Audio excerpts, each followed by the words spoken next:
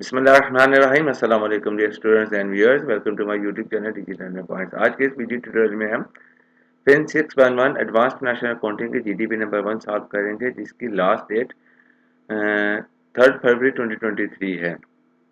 तो चले हम अपना जो क्वेश्चन डिस्क्रिप्शन है उसको रीड आउट करते हैं, फिर उससे रिलेटेड जो हमारी रिक्वायरमेंट है उसका हम आंसर देने की कोशिश करते हैं। बिफोर गोइंग टूवर्ड सोल्यूशन, मैं आप लोगों से रिक्वेस्ट करता हूँ कि ये एक आइडियल कुछ आंसर होता है या सोल्यूशन होता है। You please use your mind also and keep your lectures at the time of attempting or listing solution of any kind of GDP or assignment, and match this solution with your lectures and your knowledge। तो आप उसको उसके साथ match करें, और आपको कोई doubt होता है तो आप ज़रूर डिस्कस करें, क्योंकि डिस्कस करने से ही कंसेप्ट क्लियर होते हैं। ब्लाइंडली इसको कॉपी मत करें।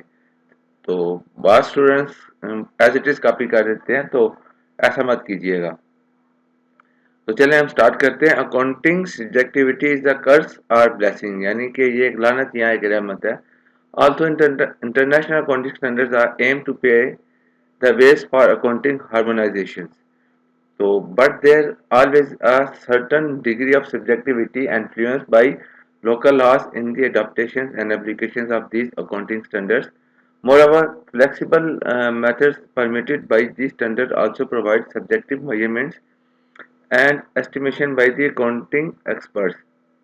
कहने का मकसद है कि जो इंटरनेशनल अकाउंटिंग स्टैंडर्ड्स है वो इसलिए बनाए जाते हैं कि ग्लोबल लेवल पे अकाउंटिंग के पॉइंट ऑफ व्यू से एक हार्मोनाइजेशन डेवलप की जाए, लेकिन हर मुल्क अपने लॉज के मुताबिक इसमें अमेंडमेंट करता है और उसको यूज़ करता है।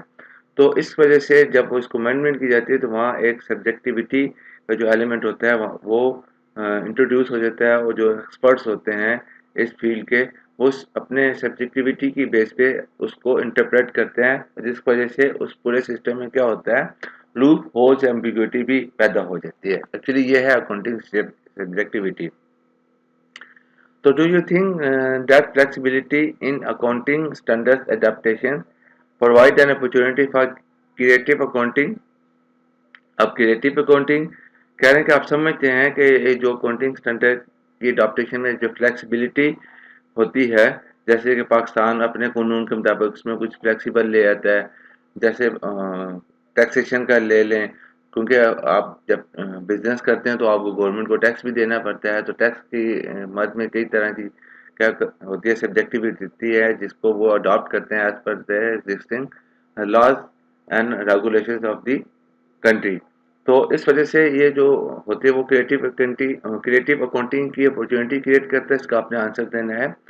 देन दूसरा क्वेश्चन है, do you think that creative accounting is illegal? Then in second question is asking about you that creative accounting which is comes out of the factor of flexibility, which is uh, which is again emerged as a result of adaptations of accounting standards in the light of the uh, rules and regulation of the concerned economy or country। so legality पे illegality पे आपने इसको answer देना है। इस creative accounting affect the investor? कहते हैं जो क्रिएटिव अकाउंटिंग होती है वो इन्वेस्टर को अफेक्ट करती है। Give one example to support your answer. तो आपने कोई भी एक एग्जांपल देनी है अपने आंसर को सपोर्ट करने के लिए। तो हम चलते हैं इसके आंसर की तरफ। जो पहला है उसका मैंने आंसर यहाँ दिया है, ये नीचे, इसको मैं ज़रा थोड़ा सा हाईलाइट बोल्ड कर देता हूँ ताकि आप उसको समझ सकें। Yes, loopholes in accounting standards make them flexible with respect to their use and application in international accounting. As per the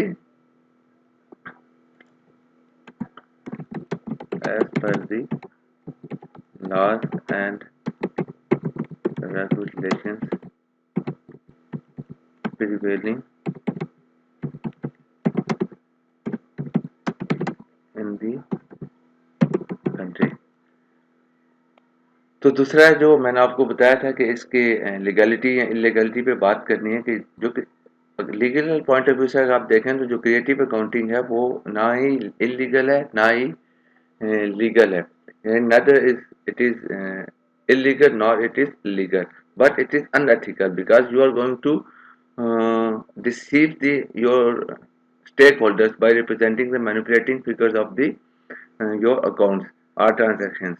तो इसको मैं थोड़ा रीड कर देता हूँ. The creative accounting is a way of manipulating accounting figures using loop holes in the prevailing accounting system. In prevailing accounting system to obtain set objectives or targets. Although it is neither illegal nor legal, but of course unethical activity which reduces the authentication of financial reporting.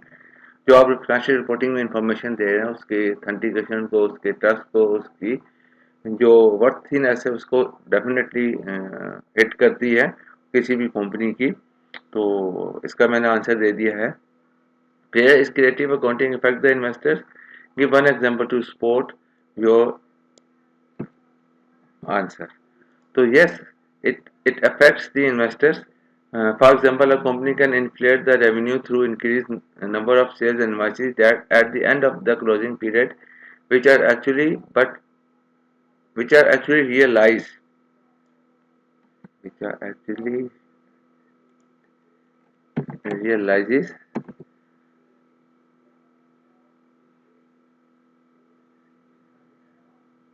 which are actually realizes on in subsequent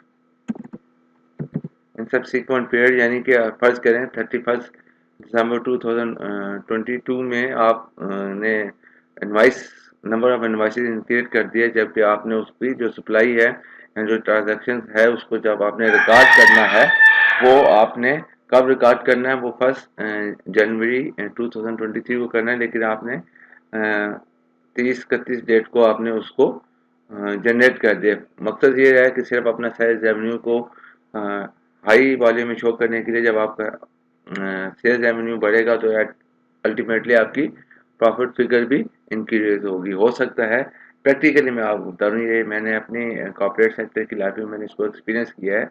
अपनी company में मेरा एक sub division था उसमें कि उन्होंने क्या किया कि हमारी कंपनी ने आपस में मिली भगत से हमेशा 30 या 31 को अक्टूबर को दिसंबर को क्या करते थे, बहुत ज़्यादा शेयर जनरेट कर लेते थे. तो फिर नेक्स्ट मंथ में फिर उसकी रिटर्न शुरू हो जाती थी. यानी हमारी शेयर्स उनकी शेयर्स इंक्रीज हो गई तो हमारी एक माह के बाद रिटर्न की वजह से उनको रिटर्न जो है वो तो एक माह के बाद हो रहे हैं. तो फॉर दैट पर्टिकुलर पीरियड और closing period their share value volume is increasing. तो ऐसा होता है. तो I hope you have understand the solution. If you have any doubt or if you want to discuss any point, please come up with your question or query in comment sections. Or if you want to add something more fruitful in the answer of this GDP, please come up with your ideas in comment sections. Thanks for watching. Assalamu alaikum.